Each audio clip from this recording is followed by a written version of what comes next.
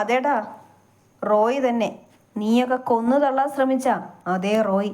പക്ഷെ ചത്തിട്ടില്ല, തിരിച്ചു വന്നു പഴയ ചില കണക്കൊക്കെ അവസാനിപ്പിക്കാൻ. റോയ്, നീ ഞങ്ങളെ തെറ്റിദ്ധരിച്ചിരിക്കുകയാണ്. ഒന്നും മനഃപൂർവ്വമല്ല. ഇന്ദ്രൻ അവനിതൊന്നും അറിയില്ല. നീ ഒന്ന് ഞങ്ങളെ വിശ്വസിക്ക്. മതിയടാ, ഞാൻ വിശ്വസിച്ചേനെ. ഇതൊക്കെ കുറച്ച് വർഷങ്ങൾക്ക് മുൻപാണെങ്കിൽ. അന്ന് എന്നേക്കാളേറെ നിങ്ങൾ രണ്ടുപേരെയും വിശ്വസിച്ചതാ ഞാൻ എൻ്റെ ജീവിതത്തിൽ ചെയ്ത ഏറ്റവും വലിയ തെറ്റ്. അതിനുള്ള ശിക്ഷയാ എൻ്റെ ആൽവിൻ ഇപ്പോൾ അനുഭവിക്കുന്നത്. നീ ഇനി കൂടുതലൊന്നും പറയണ്ട അരുൺ. ഇനി എന്താണെന്ന് ഞാൻ തീരുമാനിച്ചിട്ടുണ്ട്. നിങ്ങളെ കൊണ്ടാവുമെങ്കിൽ നിങ്ങൾ രക്ഷപ്പെട്ടോ. എൻ്റെ കൺവെട്ടുന്നത് നിന്ന് തേടിക്കണ്ടുപിടിച്ചോളാം ഞാൻ. അതൊരു ഭീഷണിയാണെന്ന് മനസ്സിലാക്കാൻ അരുണിന് അധിക സമയം വേണ്ടി വന്നില്ല. റോയിയെ വർഷങ്ങളുടെ പരിചയമുണ്ട് അരുണിന്. തീരുമാനിച്ചുറപ്പിച്ചാൽ അതിൽ നിന്ന് പിന്മാറുന്ന സ്വഭാവം അവനില്ലെന്ന് അവന് നന്നായി അറിയാം.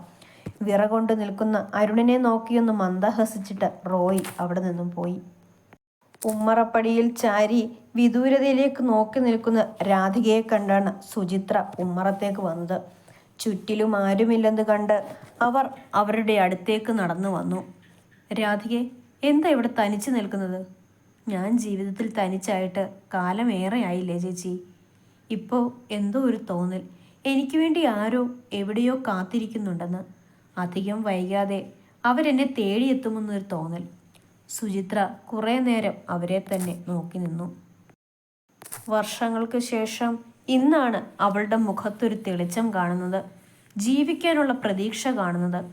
വർഷങ്ങളായി ഞാൻ നിന്നെ കാണുന്നു, നിന്റെ വേദന കാണുന്നു. ഇതുവരെ ഞാൻ ഒന്നും നിന്നോട് ചോദിച്ചിട്ടില്ല.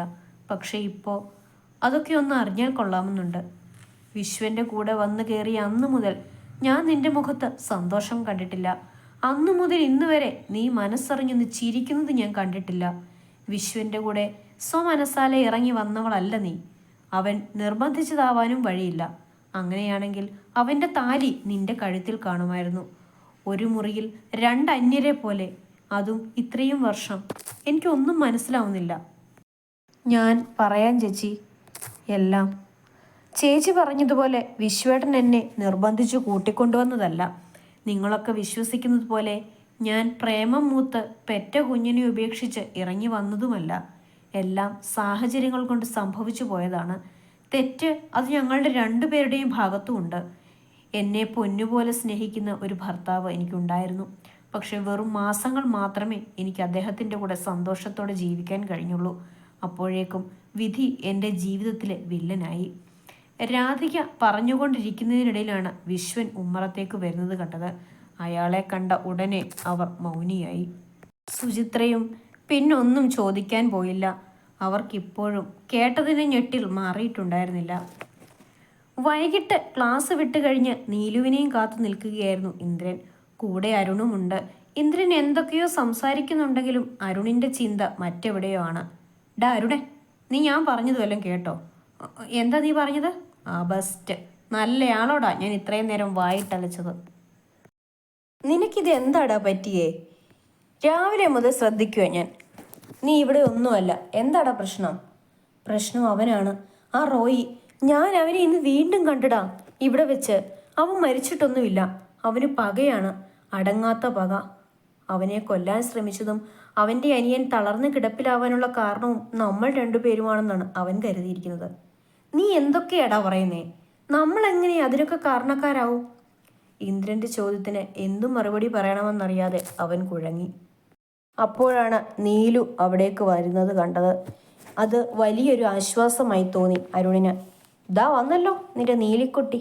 അരുൺ പറഞ്ഞപ്പോഴാണ് നീലുവിനെ ഇന്ദ്രൻ കാണുന്നത്. കൂട്ടുകാരോടൊപ്പം കളിച്ച് രസിച്ച് വരുന്ന നീലുവിനെ അവൻ ഇമവെട്ടാതെ നോക്കി. തന്നെ നോക്കി നിൽക്കുന്ന അവനെ കണ്ടപ്പോൾ നീലുവിന് നാണവും പരവേശവും ഒക്കെ തോന്നി. അത് മനസ്സിലാക്കിയ ഇന്ദ്രൻ പെട്ടെന്ന് തന്നെ അവളിൽ നിന്ന് കണ്ണു വെട്ടിച്ചു. നീ ഇത് എത്രയും നേരം എവിടെയായിരുന്നു? ഞങ്ങളിവിടെ കാത്തു നിൽക്കാൻ തുടങ്ങിയിട്ട് എത്ര സമയമായിരുന്നോ? ഒന്നും പറയണ്ട അരുണേട്ടാ. ലാസ്റ്റ് പീരീഡ് ആ അലോഷി സാറായിരുന്നു.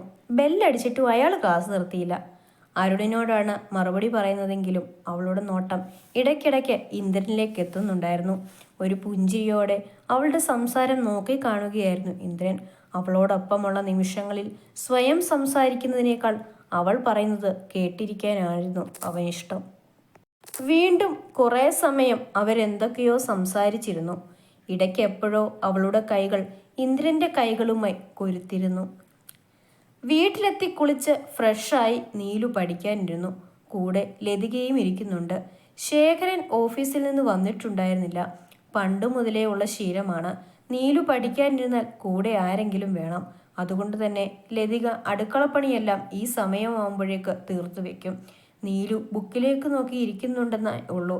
മനസ്സിപ്പോഴും ഇന്ദ്രന്റെ അടുത്താണ്.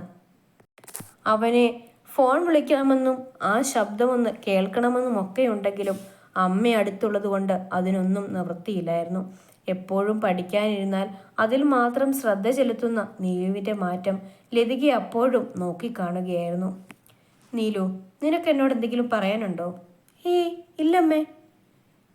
ഈ പുസ്തകത്തിൻ്റെ മുന്നിലിരുന്നിട്ടും നിന്റെ മനസ്സ് ഇവിടെയൊന്നും അല്ലല്ലോ. എന്തോ എന്തോ ഓർത്തിരിക്കുവാ.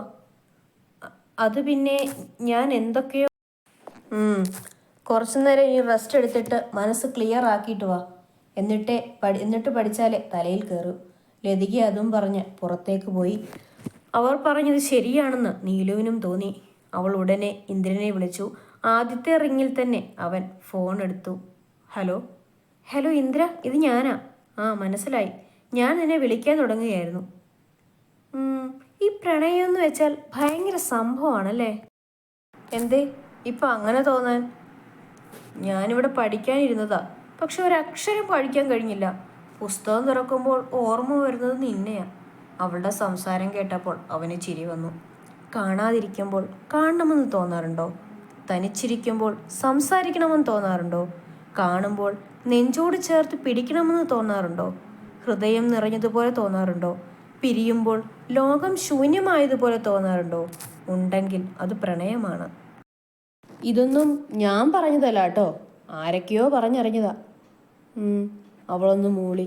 ഐ ലവ് യു നീലൂട്ടി. Love you too Indra. പിന്നീടൊന്നും സംസാരിക്കാൻ നിൽക്കാതെ ഒരു പുഞ്ചിരിയോടെ അവൾ ഫോൺ കട്ട് ചെയ്തു. എന്താണോ താൻ കേൾക്കാൻ ആഗ്രഹിച്ചത് അതുതന്നെയാണ് അവൻ പറഞ്ഞതും.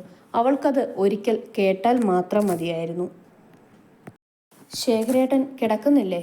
കുറേ നേരമായല്ലോ ഇവിടെ ഇങ്ങനെ വന്ന് നിൽക്കാൻ തുടങ്ങിയിട്ട്.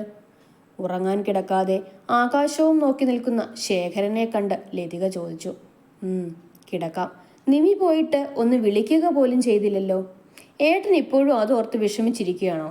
അവളുടെ കാര്യം അവൾ നോക്കിക്കോളും. നീലുവിനെ പോലെ അത്ര പാവമൊന്നും അല്ല അവള്. സ്വന്തം കാര്യം നോക്കാനുള്ള സാമർഥ്യം അവൾക്കുണ്ട്. അവളുടെ കാര്യം ആലോചിച്ച് ഇവിടെ ആരും വിഷമിക്കേണ്ട. ഇങ്ങനെയൊക്കെ പറയുന്നുണ്ടെങ്കിലും ലതികയുടെ മനസ്സിൻ്റെ നീറ്റൽ ശേഖരന് മനസ്സിലാക്കാൻ കഴിയുന്നുണ്ടായിരുന്നു. കൂടുതലൊന്നും പറയാതെ അയാൾ ഉറങ്ങാൻ കിടന്നു.